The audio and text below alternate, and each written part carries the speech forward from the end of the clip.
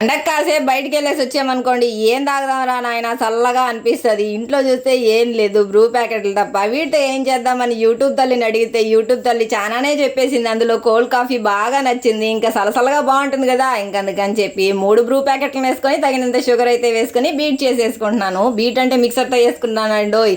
ఇంకా అయితే ice cubes కూడా వేసుకుందాం. ఇలా చేసుకోవడం వల్ల మనకి కాఫీ సిరప్ అనేది మంచిగా వస్తుంది అనమాట, థిక్గా వస్తుంది. అప్పుడప్పుడు ఐస్ క్యూబ్స్ వేసుకుంటూ మనం మిక్సీ పట్టుకోవాలి, అప్పుడైతేనే మంచిగా వస్తుంది. ఇలా వచ్చిన తర్వాత పక్కన పెట్టేసుకుందామా.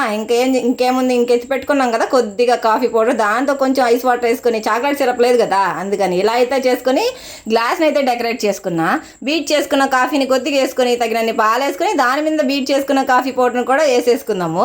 ఇంకేముంది, ఐస్ క్యూబ్స్ వేసేసుకున్నామా, బూస్ట్ వేసేసుకున్నామా, డెకరేట్ చేసేసామా. ఇంకెలా ఉందనుకుంటారు, అంత కలిపి తాగితే కడుపులో చల్లగా పోతుంది సామి. మీరు కనుక ట్రై చేసింటే ఖచ్చితంగా కమెంట్ చేయడం మర్చిపోవద్దు.